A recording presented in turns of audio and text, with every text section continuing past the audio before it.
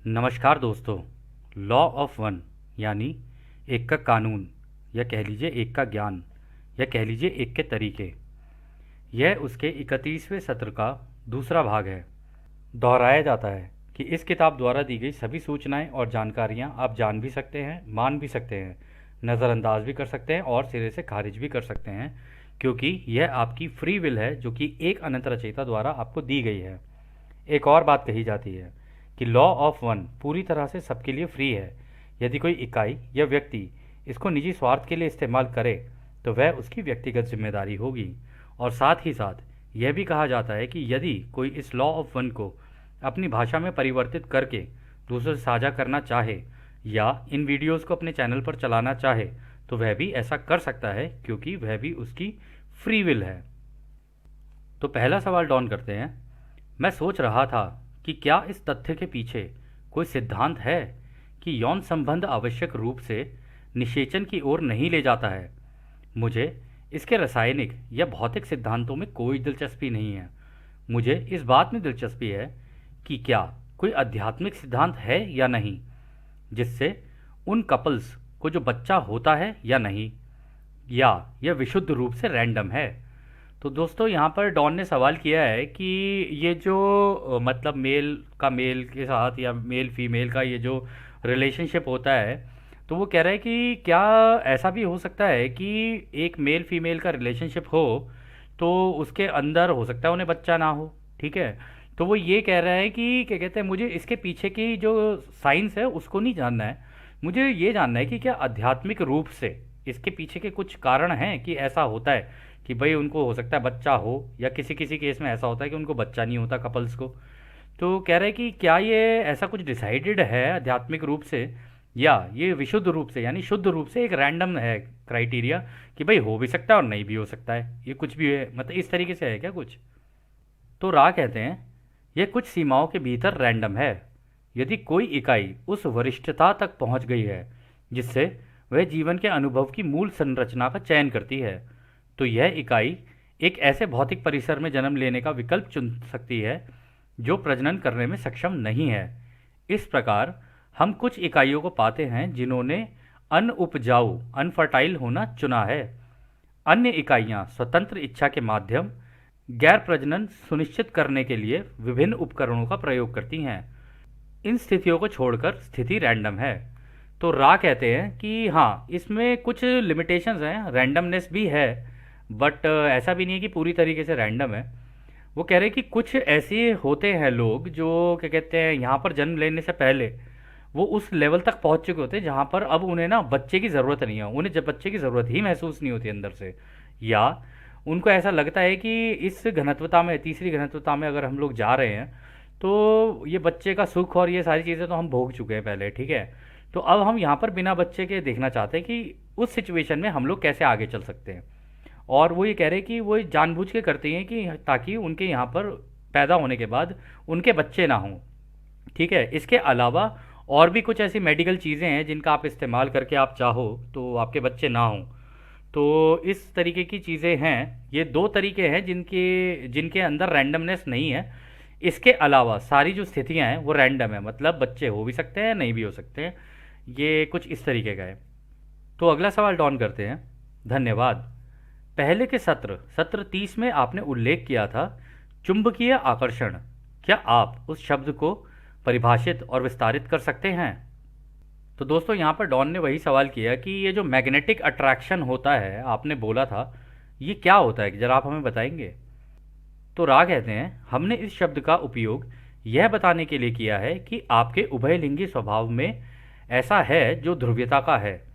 इस ध्रुवीयता को इस अनुसार परिवर्तनशील देखा जा सकता है। हम कहेंगे कि प्रत्येक इकाई का पुरुष स्त्री ध्रुवीकरण प्रत्येक इकाई जैविक रूप से पुरुष या स्त्री होता है। इस प्रकार आप चुंबकत्व देख सकते हैं जब उचित संतुलन वाली दो इकाइयां पुरुष स्त्री बनाम स्त्री पुरुष ध्रुवीयता मिलती है और इस प्रकार उस आकर्षण को महसूस करती है जो ध्रुवीकृत बल पोलराइज फोर्स एक दूसरे पर लगाते हैं। यह उभयलिंगी तंत्र की ताकत है। वह व्यक्ति जो सेक्सुअली विपरीत रूप से ध्रुवीकृत है उसके प्रति आकर्षण महसूस करने के लिए इच्छा शक्ति की आवश्यकता नहीं होती है। यह एक ऐसी घटना है जिसे बदला नहीं जा सकता, जो ऊर्जा के मुक्त प्रवाह को उचित मार्ग एवेन्यू देता है। इस मार्ग को किसी विश्वास शर्त के द्वारा रोका जा सकता है, जो इकाई को ये बताता है कि यह आकर्षण इच्छा करने योग्य डिजायरेबल नहीं है। हालांकि बुनियादी तंत्र उसी तरह काम करता है जिसे सरल रूप में हम कहते हैं चुंबक और लोहा। तो दोस्तों यहाँ पर जो रा ने इसका जवाब दिया है ना, रा ने कहा है कि देखो अब जो आपको याद होगा एक सत्र के अंदर रा ने कहा था कि हर व्यक्ति के अंदर एक पुरुष और एक स्त्री दोनों ही मौजूद होते हैं, उन दोनों के ही तत्व होते हैं सबके अंदर। तो अब ये डिपेंड करता है कि ये भी हो सकता है कि एक पुरुष का पुरुष की तरफ आकर्षण हो जाए, और ये भी हो सकता है एक स्त्री का स्त्री की तरफ आकर्षण हो जाए। ये भी हो सकता है कि एक स्त्री का पुरुष की तरफ और पुरुष का स्त्री की तरफ, ये भी हो सकता है। और ये जो चीज़ है ये बिल्कुल रैंडम है। रैंडम मतलब इसका कोई ऐसा डिसाइड नहीं किया जा सकता कि भाई कोई किसी जानबूझ के किसी की तरफ आकर्षित होता हो, नहीं। ये जो अट्रैक्शन है ना, ये जो दोनों जो पोलैरिटीज़ हैं, मतलब ये चाहे स्त्री पुरुष हो, पुरुष पुरुष हो, या स्त्री स्त्री का अगर पोलैरिटी है, ये किसी की चीज़ के ऊपर आधारित नहीं है। ये तो किसको, सामने वाले को किसकी क्या चीज़ अच्छी लग जाए, और कौन सी ऐसी उसकी चीज़ है जो उसको एक मतलब लोहा और चुंबक का उन्होंने यहाँ पे एग्जाम्पल दिया, तो उन्होंने कहा लोहा और चुंबक की तरह ही है। एक एक को देखकर या एक की किसी चीज़ को कोई भा जाए ऐसी चीज़ जिसकी वजह से आकर्षण पैदा हो जाए और वो खींचा चला जाए उसकी तरफ। और इस केस में ऐसा भी होता है कि देखो दोस्तों, अट्रैक्शन के बारे में हमने भी काफ़ी पढ़ा हुआ है। तो अट्रैक्शन की एक खास बात होती है, अगर आप किसी से अट्रैक्टेड फील कर रहे हो ना, तो आप इस फीलिंग को जितना रोकने की कोशिश करोगे ना, ये उतनी ज़्यादा एकदम से आपके अंदर बढ़ने लग जाएगी। तो इस केस में एक ही चीज़ हो सकती है, या तो आप उसके साथ बह जाओ, या उस व्यक्ति से अपने आप को बिल्कुल ही काट लो। जैसे कि यहाँ पे रा ने कहा कि भाई इस डिज़ायर को भी रोका जा सकता है, ठीक है। हालांकि ऐसा है नहीं कि आप इसको रोको या कुछ हो, लेकिन जो दो ऑपोजिट पोल्स की तरह काम करता है ये, कि मतलब नेगेटिव पॉजिटिव, बिल्कुल ऐसी काम करता है जैसे इलेक्ट्रिसिटी भी होती है। तो इस तरीके से ये होता है कि अब क्या किसी की कोई चीज़ अच्छी लग जाए, कहा नहीं जा सकता, लेकिन अट्रैक्शन काम ही ऐसे करता है। और अट्रैक्शन के बारे में एक और चीज़ बोली जाती है, बोली क्या जाती है, ये बिल्कुल देखा भी गया है और ये प्रैक्टिकल भी है, कि अट्रैक्शन ना कभी भी सेंसिबल नहीं होता है। मतलब अट्रैक्शन को लॉजिक और रीजनिंग कभी समझ नहीं आती है। वो हो गया तो वो हो गया, ऐसा नहीं है कि वो आपके लॉजिक और रीजनिंग चलेंगे वहाँ पे काम करेंगे। लॉजिक और रीजनिंग वहाँ पर बिल्कुल ज़ीरो हो जाते हैं, क्योंकि ये बिल्कुल लोहे और चुंबक की तरह है कि अगर एक दूसरे की उसमें आ गए ना, विसिनिटी के अंदर, एक दूसरे के आमने सामने या आसपास आ गए या बात कर रहे हैं, कुछ भी है, तो ये चीज़ रोकी नहीं जा सकती। ये फिर तो ये तो होनी होनी है दोनों के बीच में, ठीक है ना। और ये जो पोलैरिटी होती है ना, ये ऐसी होती है कि हो सकता है फीमेल के अंदर ऐसा हो कि उसको एक पर्टिकुलर इस तरीके का मर्द है जो उसको पसंद है, तो या उसको उस मर्द के अंदर वो सारी चीज़ें दिख रही हैं जो वो अपने अंदर भी महसूस कर रही है उन चीज़ों को, तो वो उससे खिंच जाएगी। ये भी हो सकता है कि एक मर्द है, उसको एक फीमेल है, उसको वो देख रहा है या उससे बात कर रहा है, कुछ भी कर रहा है, उसके अंदर की चीज़ें उसको ऐसी लगने लग जाएगी जैसे अरे ये तो मेरी चीज़ें ही हैं, ठीक है। तो वो एक दूसरे की तरफ खिंचाव महसूस कर सकते हैं। तो ये जो अट्रैक्शन है ना, इसी तरीके से काम कर सकता है, करता है। और ऐसा भी हो सकता है कि एक मेल और मेल, वो दोनों एक दूसरे के अंदर एक दूसरे की फीमेल्स को समझ जाएं। अब आप सोच रहे होगे कि मेल मेल हैं लेकिन एक दूसरे की फीमेल्स को, हाँ, उन मेल्स के अंदर जो फीमेल वाला पार्ट होता है वो एक दूसरे को अट्रैक्ट करता है, ठीक है। और सेम तरीके से फीमेल्स जो होती है ना, उनके अंदर जो मेल्स वाला कंपोनेंट होगा वो एक दूसरे को अट्रैक्ट करेगा। इस वजह से उनका उधर होता है, इनका इधर होता है। इस केस में जो मेल और फीमेल वाला है, इसमें दोनों का ऑपोजिट होता है, ठीक है। तो ये हालांकि अट्रैक्शन एक ऐसी चीज़ है कि इसको समझा नहीं जा सकता है, और इसकी कोई सेंस भी नहीं होती है। इसलिए आप लोगों ने देखा भी होगा कि कई रिलेशनशिप में आपने देखा होगा कि दो कपल होते हैं साथ में, आप देखोगे कहोगे यार इन लोगों का तो कोई मैच ही नहीं बन रहा है, लग ही नहीं रहा हमें इनका कोई मैच है। लेकिन ये आपको या हमको बाहर खड़े होकर ऐसा लगता है कि इनका कोई मैच नहीं है, लेकिन अंदर ही अंदर वो दोनों केवल एंटिटीज जानती है कि उनको एक दूसरे की कौन सी चीज़ अच्छी लगती है, या वो कौन सी चीज़ है जिसकी वजह से खिंचाव हुआ, और उस खिंचाव के कारण दोनों लोहे और चुंबक की तरह एक दूसरे से जाके चिपक गए।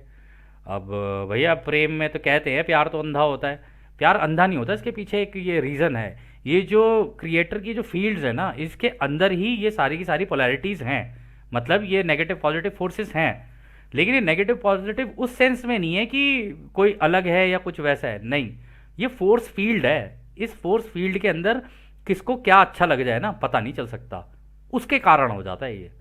तो अगली बार से अगर आपसे कोई ये बोले कि प्यार अंधा होता है, तो उसका ये वाला सेशन आप दे सकते हैं कि उनको बता देना कि प्यार अंधा नहीं होता है, बस ये होता है कि वो अट्रैक्शन की वजह से हो जाता है। और अट्रैक्शन एक ऐसी चीज़ है, उसके बीच में अगर कोई आने की कोशिश भी करेगा ना, तो आपने देखा भी होगा, प्यार करने वाले कभी डरते नहीं, जो डरते हैं वो प्यार करते नहीं। तो कहानियाँ तो बहुत सुनी है हम लोगों ने, लेकिन उसका मूल कारण ये है। तो खैर अगला सवाल डॉन करते हैं। हमारे पास अब जन्म लेने वाली इकाइयों की बढ़ती संख्या से यह प्रतीत होता है जिनका झुकाव इस संबंध में समलैंगिक है। क्या आप उस अवधारणा को समझा सकते हैं और विस्तारित कर सकते हैं? तो डॉन ने भी वही सवाल किया कि हमारे यहाँ पर अब इस धरती के ऊपर ऐसा हो रहा है कि मेल और मेल वाला, फीमेल और फीमेल वाला, कह रहे ये बढ़ता जा रहा है कि आप इस तरीके की जो अवधारणा लोगों की बन रही है, मेल्स की मेल्स को लेके, फीमेल्स की फीमेल्स को लेके, क्या आप इसको थोड़ा सा विस्तार में हम लोगों को समझा सकते हैं? तो रा कहते हैं इस स्थिति में इकाइयों को इस तथ्य के कारण बहुत अधिक विकृति का अनुभव होता है कि उन्होंने जैविक पुरुष और जैविक स्त्री के रूप में कई जन्मों का अनुभव किया है। यह सुझाव नहीं देता है कि आप अपने मौजूदा जीवन में समलैंगिकता को क्या कहते हैं। यह आपके ग्रह क्षेत्र की कठिन कंपनात्मक वाइब्रेटरी स्थिति के लिए नहीं था। आप इसे अपने अधिक आबादी वाले देशों में अपने भीड़ भाड़ वाले शहरी क्षेत्रों के बीच महान आभा ऑरा का उल्लंघन कह सकते हैं। जैसे कि आप अपने ग्रहों की सतह के हिस्से हैं। इन परिस्थितियों के कारण ये कश्मकश पैदा हो जाता है।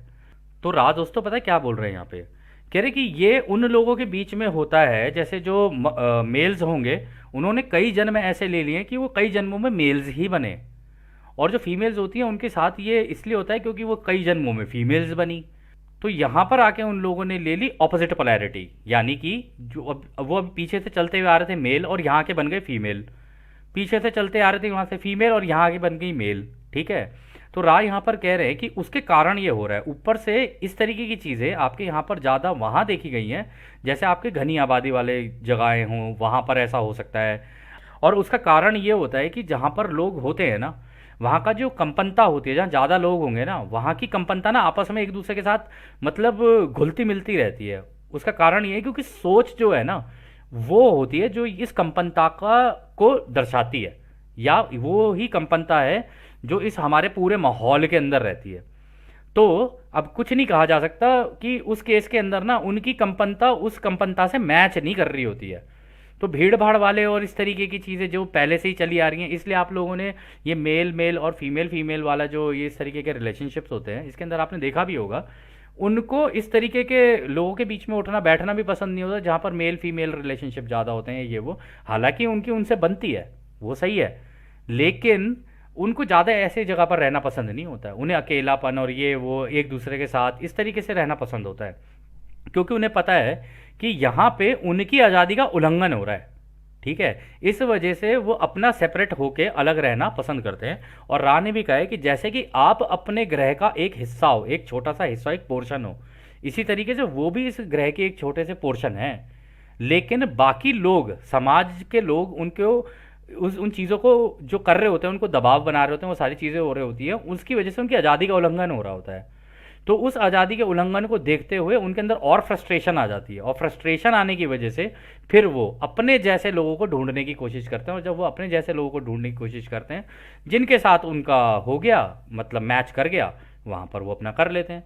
तो रानी भी बोला इसी कारण ये कश्मकश पैदा होती है, क्योंकि तुम्हारे यहाँ पर लोग सब एक दूसरे की आज़ादी का उल्लंघन करने में लगे हुए, किसी को आज़ादी नहीं दे रहे हैं कि किसको क्या करना है। जो करना है वो उसकी आज़ादी है। इस वजह से उन लोगों की इस तरीके की स्थिति यहाँ पर पैदा हो जाती है। तो खैर अगला सवाल डॉन करते हैं, जनसंख्या की घनत्वता इन कश्मकशों को क्यों पैदा करती हैं? तो रा कहते हैं उभयलिंगी प्रजनन इच्छा का लक्ष्य न केवल सरल प्रजनन कार्य है, बल्कि विशेष रूप से दूसरों की सेवा करने की इच्छा इस गतिविधि से जागृत होती है। अत्यधिक भीड़ भाड़ वाली स्थिति में जहाँ प्रत्येक इकाई दूसरों के लगातार संपर्क में होने के कारण यह समझ में आता है कि जो लोग विशेष रूप से संवेदनशील हैं वे दूसरों की सेवा की इच्छा करने की इच्छा महसूस नहीं करते हैं। इससे इच्छा की कमी या रेड रे प्रजनन ऊर्जा की रुकावट की संभावना भी बढ़ जाती है। तो दोस्तों यहाँ पर रा कह रहे हैं कि देखो ये जो होते हैं ना, ये मेल और ये फीमेल फीमेल वाले जो होते हैं, इनको दूसरों की सेवा करना बहुत पसंद है। और अगर आप लोगों इस तरीके के लोगों से मिलोगे ना, तो आप देखोगे भी ये बड़े हॉस्पिटैलिटी और ये सारी चीज़ें इन लोगों की बहुत होती हैं। मतलब आप कभी इनसे मिल के देखोगे तो आपको ऐसा लगेगा ये बहुत अच्छे से ट्रीट करते हैं आपको। ठीक है, ये इनका नेचुरल बिहेवियर है। लेकिन यहाँ पे क्योंकि उनकी आज़ादी का उल्लंघन हो रहा होता है, तो उनका जो रेड रे यानी रूट चक्र है ना, उसके अंदर रुकावटें आने लग जाती हैं, क्योंकि दबाव बाहर से पड़ रहा होता है, आज़ादी का उल्लंघन हो रहा होता है। उस कारण क्या होता है कि फिर वो अपने जैसा कोई ढूंढ के फिर उसके साथ निकलने की कोशिश करते हैं कि हमें रहना ही नहीं है ऐसी जगह पर जहाँ पर लोग हमारी आज़ादी का उल्लंघन करें। ठीक है, लेकिन अगर आप इनसे वैसे मिलोगे तो आपको लगेगा इनके बिहेवियर के अंदर कि ये वास्तविकता में दूसरों की सेवा करने वाले रास्ते को पसंद करना ज़्यादा पसंद करते हैं, कि हाँ किसी तरीके से हम दूसरों की मदद कर सकें या सेवा कर सकें। इवन जिस रिलेशनशिप में भी होते हैं ना, वो चाहे वो मर्द का मर्द के साथ हो, औरत का औरत के साथ हो, उसमें भी दोनों की फीलिंग यही रहती है कि हम एक दूसरे की सेवा दे रहे हैं, एक दूसरे को सेवा दे रहे हैं। अब इसको आप लोग कैसे भी ले सकते हैं, लेकिन राख ने तो यही कहा है यहाँ पर। फिर आगे वो कहते हैं, बिना भीड़ भाड़ वाले माहौल में वही इकाई अकेले रहने के कारण उत्तेजना के माध्यम से किसी ऐसे इकाई की तलाश करने की अधिक इच्छा रखता है जिसके लिए यह सेवा हो सकती है, और इस प्रकार यौन प्रजनन की क्रिया नियमित हो सकती है। तो वो कह रहे हैं कि इसके कारण ये भी हो सकता है कि उनको इस तरीके के लोगों के अंदर दो चीज़ें होती हैं। एक तो वो अकेले भीड़ भाड़ वाले इलाकों से दूर रहना पसंद करते हैं, ज़्यादा भीड़ भाड़ में रहना पसंद नहीं करते। दूसरा उनका ये भी होता है कि क्या कहते हैं, वो किसी ऐसे व्यक्ति की तलाश करने की इच्छा रखते हैं जहाँ पर वो उनको इस चीज़ को एक सेवा की तरह दे सके एक दूसरे को। और इसके कारण यौन प्रजनन यानी बच्चे पैदा करने की भी जो क्रिया है ना, वो भी नहीं होती है इनके बीच में। तो इनके ऊपर उस चीज़ का दबाव भी ना पड़े कि भाई बच्चे पैदा किए तो इनको पालो भी पोसो भी, ये सारी चीज़ें करो। उन चीज़ों से भी इनको एक तरीके से नहीं चाहिए होती, क्योंकि वो पहले ही इतने एडवांस हो चुके होते हैं इस जन्म से पहले। उनका एडवांसमेंट लेवल बहुत ज़्यादा होता है, वो इतनी बार मर्द बन चुके हैं, इतनी बार औरत बन चुके हैं, वो सारे ये सारे अनुभव बच्चे पैदा और ये बच्चे पालना और ये सारे अनुभव करके आ चुके होते हैं वो। तो फिर जब वो यहाँ पर आ जाते हैं ना, तो यहाँ पर उनको ये बच्चा नहीं चाहिए होते। इस कारण भी ये भी एक वो एक कारण है मेन, जिसकी वजह से इस तरीके के जो लोग होते हैं वो अलग अलग गुटों में या अलग अलग रहना पसंद करते हैं। तो अगला सवाल डॉन करते हैं, मोटे तौर पर एक पुरुष इकाई को पिछले कितने जन्म लेने होंगे ताकि एक महिला के रूप में जन्म लेने पर उसका झुकाव समलैंगिकता की तरफ होना चाहिए? बस मोटे मोटे तौर पे अगर बता सके तो बता दें। तो रा कहते हैं, अगर कोई इकाई मोटे तौर पर एक ही तरह के यौन जैविक शरीर परिसर में लगभग 65% जन्म लेती हैं और इसके वर्तमान शरीर परिसर विपरीत ध्रुवीयता की है, यह इकाई आपके शहरी क्षेत्रों के आभा उल्लंघन के प्रति संवेदनशील है, तो शायद वो इकाई समलैंगिक प्रकृति की हो सकती है।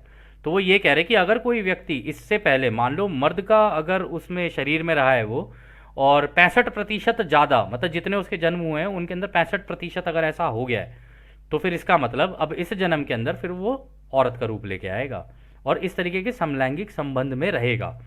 और अगर कोई औरत है उसका भी 65% इस तरीके का हुआ है, तो यहाँ आके मर्द बन जाएगी और मर्द बन जाएगा और उसका भी इस तरीके का झुकाव होगा। और ये बहुत सेंसिटिव लोग होते हैं इस तरीके की चीज़ों को लेकर, तो इसलिए ही वो अलग रहना पसंद करते हैं। वो ज़्यादा लोगों के अंदर घुलना मिलना और ये सारी चीज़ें पसंद नहीं करते, उनको अकेला रहना और ये सारी चीज़ें उनकी पसंद होती है, क्योंकि वो अपनी आज़ादी का उल्लंघन नहीं करवाना चाहते किसी से। जबकि ये है कि ये सारी चीज़ें, ये सारे कैटलिस्ट वो पहले ही लगा के आए होते हैं अपनी ज़िंदगी के अंदर, ये भी माध्यम होते हैं, ये उनके माध्यम है। तो आगे खैर रा कहते हैं, इस मोड़ पर यह ध्यान दिया जाना चाहिए, हालांकि यह काफ़ी कठिन है, इस प्रकार के संबंध में यह संभव है कि एक इकाई दूसरे के प्रति वफादारी और गैर यौन प्रकृति के ईमानदार हरे किरण प्रेम के लिए महान सेवा करे, इस प्रकार अपनी यौन दुर्बलता की विकृतियों को समायोजित या कम कर सके। तो देखो यहाँ पर उन्होंने ये बोला है, हालांकि इस बात पे ध्यान देना चाहिए और ये मुश्किल भी है कि इस प्रकार के जो संबंध होते हैं ना, उनके अंदर ऐसा हो सकता है कि एक दूसरे के प्रति वफादारी निभाना थोड़ा सा मुश्किल भी हो या कुछ ज़रूरत से ज़्यादा भी हो जाए। दोनों चीज़ें मुश्किल भी हो सकती हैं और ज़रूरत से ज़्यादा भी हो सकती हैं। और ये भी हो सकता है कि एक के बाद दूसरा पार्टनर चेंज, दूसरे के बाद तीसरा पार्टनर चेंज, ऐसे भी हो सकता है इस केस के अंदर। लेकिन क्योंकि इनकी ये इच्छा होती है कि हमें दूसरे की सेवा करनी है, तो उस कारण से ये जब इनको लगता है कि एक जगह पे मैं सेवा दे रहा हूँ और वहाँ पर मेरी सेवा की वैल्यू नहीं हो रही है, फिर वो निकल के आगे चला जाएगा। यहाँ पर भी मेरी सेवा की वैल्यू नहीं हो रही है तो फिर वो निकल के आगे चला जाएगा। तो कह रहे हैं कि इस तरीके की प्रकार की यौन दुर्बलता, इसको दुर्बलता ही बोलेंगे एक तरीके की। तो इस तरीके की कोशिश ये करनी चाहिए कि इस तरीके की जो वो है, इस तरीके के लोगों को कोशिश ये करनी चाहिए कि अगर वो ऐसा करते रहेंगे ना, तो सेवा तो चलो ठीक है उनकी चल रही है, बट एक महान सेवा का मौका नहीं मिलेगा उसे। मतलब किसी एक के साथ या किसी दूसरे के साथ प्रॉपर तरीके से, महान तरीके से, मतलब अपने आप को पूरा ही डेडिकेट कर देना। कह रहे उसकी उस केस में ऐसा हो सकता है कि उनसे ये चीज़ मिस हो जाए शायद। तो खैर अगला सवाल डॉन करते हैं। टिमोथी लेरी ने शोध करते हुए लिखा है कि युवावस्था के शुरुआत के समय तक एक इकाई के डीएनए कोडिंग पर एक छाप अंकित यानी इम्प्रिंट होता है। उदाहरण के लिए, यदि उस इकाई का यौन अनुभव समय से पहले हो जाता है या उस इकाई के कुछ पहले के यौन अनुभव के कारण यौन पूर्वाग्रह यानी बायसेस अंकित होते हैं। क्या सच में ऐसा कुछ होता है?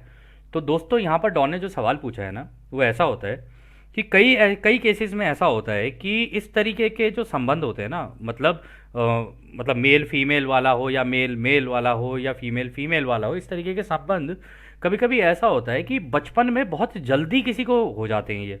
ठीक है, हो सकता है कोई इसका बचपन में ही काफ़ी कम उम्र में अनुभव ले ले। तो वो कहते हैं कि टिमोथी लियरी का ये कहना है, जो एक मतलब एक राइटर भी है, उनका ये कहना है कि जब बचपन में ऐसा हो जाता है ना, तो ये उनके डीएनए के अंदर जाके ना इम्प्रिंट हो जाती है फिर ये चीज़, मतलब उसके अंदर अंकित हो जाती है, जिसकी वजह से उनका एक तरीके का झुकाव हो जाता है। तो डॉन ने पूछा कि सचमुच ऐसा कुछ होता है कि मतलब बचपन में अगर किसी के साथ ऐसा हो तो उसका इस तरीके का झुकाव हो जाए?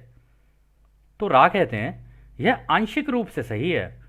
एकांत यौन अनुभवों की प्रकृति के कारण ज़्यादातर मामलों में यह असंभव है। जिसे आप दोस्तों यहाँ पे जो वर्ड लिखा है हम उसको नहीं पढ़ते हैं, हम इस वर्ड को थोड़ा सा घुमा के बोल रहे हैं। अगर आप समझ सको तो समझ लेना। हम इसे कहेंगे खुद की खुशी की क्रिया। ठीक है, अब आप समझ लेना ये खुद की खुशी की क्रिया क्या होती है। ठीक है, ये वो क्रिया होती है जिससे आप अपने आप को खुद ही खुश कर लेते हो। ठीक है, हमने वैसे ही बता दिया आपको। तो इसमें वो कहते हैं ज़्यादातर मामलों में यह असंभव है जिसे आप खुद की खुशी की क्रिया कहते हैं। बाद के अनुभवों पर उसका प्रभाव अंकित होता है। इस तरह की क्रिया के साथ यह भी सच है जिन्हें इस आयु वर्ग के लोगों में समलैंगिक के रूप में देखा जा सकता है। ये अक्सर जिज्ञासा में किया गया एक निर्दोष प्रयोग होता है। तो दोस्तों राय यहाँ पर ये कह रहे हैं कि देखो बचपन में एकांत में बच्चे हो सकता है कि इस तरीके की कोई क्रिया करते हों जिसको अभी हम लोगों ने बोला खुद की खुशी की क्रिया, क्योंकि वो अपने आप को समझने की कोशिश कर रहे होते हैं, अपने अंदर उनके बदलाव हो रहे होते हैं। तो उस वजह से हो सकता है कि बचपन में उन बदलावों के कारण ये भी हो सकता है कि उनका आकर्षण किसी मेल का मेल की तरफ हो जाए, किसी फीमेल का फीमेल की तरफ हो जाए, या किसी मेल फीमेल के बीच में हो जाए। लेकिन ये कम उम्र में होने के कारण हो सकता है कि इससे बायस हो जाए। लेकिन रा ने कहा ये केवल आंशिक रूप से सही है, ऐसा नहीं है। बड़े होते तक कुछ भी हो सकता है, बड़े होते तक ये भी हो सकता है उनकी पोलैरिटी बिल्कुल ही चेंज हो जाए। और इसमें भी उन्होंने कहा है कि इसको आप एक तरीके से समलैंगिक रूप में देख सकते हो। और इसका कारण जो उन्होंने बताया, उन्होंने कहा ये था कि जिज्ञासा। और रा ने ये भी बोला है कि ये निर्दोष प्रयोग होता है। निर्दोष मतलब उन्हें थोड़ी ना पता है, वो तो अपने आप को जानने की कोशिश कर रहे हैं बचपन में कि भाई मेरे अंदर ये बदलाव आ रहे हैं, मेरे अंदर ये सारी चीज़ें हो रही हैं। एक बच्चा बेचारा प्यूबर्टी से गुजरता है, वो सारी चीज़ें चल रही हैं उसकी। तो अब वो किस दिशा में निकल जाए उसको हम लोग, क्योंकि हम लोग बड़े होते हैं तो हम लोग ये सोचते हैं कि अरे रे ये तो समाज के हिसाब से गलत है। लेकिन यहाँ पे रा कह रहे हैं वो एक निर्दोष प्रयोग है। अभी वो जानने की कोशिश कर रहा है कि भैया मैं मेरी मेरी पोलैरिटी क्या है, ये जो मेरे अंदर बदलाव आ रहे हैं तो क्यों आ रहे हैं मेरे अंदर। तो ऐसे में उसको उस टाइम पर सही गाइडेंस मिल जाए तो ठीक है। सही गाइडेंस या गलत गाइडेंस तो नहीं कहा जा सकता, लेकिन अगर वो अपने माँ बाप से खुलकर, या तो माँ बाप ऐसे हों कि भाई अपने बच्चे से खुलकर बात कर सकें, तो बच्चा भी खुलकर उन्हें बता सके कि भाई मेरे अंदर इस तरीके के बदलाव आ रहे हैं। ठीक है ना, तो माँ बाप उसको मदद कर सकते हैं। अब जब माँ बाप नहीं होंगे, अगर उस तरीके के हैं कि घर के अंदर सारा ही माहौल ऐसा है कि हर चीज़ भाई हर चीज़ छुपा छुपा के करोगे, बच्चा खुल ही नहीं पाएगा कभी। और जब वो खुलेगा नहीं तो उस केस में फिर वो बाहर ढूंढेगा ये चीज़ें। अब बाहर जाएगा तो कुछ भी हो सकता है, मेल फीमेल भी हो सकता है, मेल मेल भी हो सकता है, फीमेल फीमेल भी हो सकता है, क्योंकि वो तो एक्सप्लोर करेगा ही करेगा, जानने की जिज्ञासा है ही उसके अंदर। तो इस वजह से उन्होंने कहा कि ऐसा नहीं है कि कोई है, मतलब इसके जो पीछे का जो मूल कारण है वो है जिज्ञासा। फिर आगे रहा कहते हैं, हालांकि यह काफ़ी सटीक है कि पहला अनुभव जिसमें कोई इकाई दृढ़ता इंटेंसली से शामिल है, वास्तव में वही उस इकाई के उस जीवन के अनुभव के लिए उस तरह की वरीयताओं का एक सेट अंकित हो जाएगा, यानी कि उसका झुकाव उसी तरफ हो जाएगा। तो रा भी ये कह रहे हैं कि हालांकि ये कहना बिल्कुल सटीक है कि अगर बचपन में इस तरीके के अनुभव उसके बहुत ही ज़्यादा इंटेंस हो गए, मतलब बहुत ही ज़्यादा भीषण हो गए, भीषण का मतलब कि उसको यही अच्छा लगने लग गया बचपन में, तो उसका झुकाव फिर उसी तरफ हो जाएगा। और वो इसको डीएनए के अंदर तो नहीं कह सकते कि उसके डीएनए में इम्प्रिंट हो गया है, लेकिन ये कहा जा सकता है कि उसकी वजह से उसका झुकाव उस तरफ हो गया है, क्योंकि उसका अनुभव उस तरीके का हो गया, और हो सकता है उसको वो अनुभव बहुत अच्छा लगे, इस वजह से उसका झुकाव वहाँ हो जाए। तो खैर दोस्तों, इस सत्र को भी अभी हम यहीं समाप्त करते हैं, और जैसा कि राह हमेशा कहते हैं, अब हम आपको उस एक अनंत रचयिता के प्रेम, उसकी रोशनी, उसकी शक्ति और उसकी शांति में छोड़कर चलते हैं। आदने हमारे दोस्तों, आदने वासु। धन्यवाद।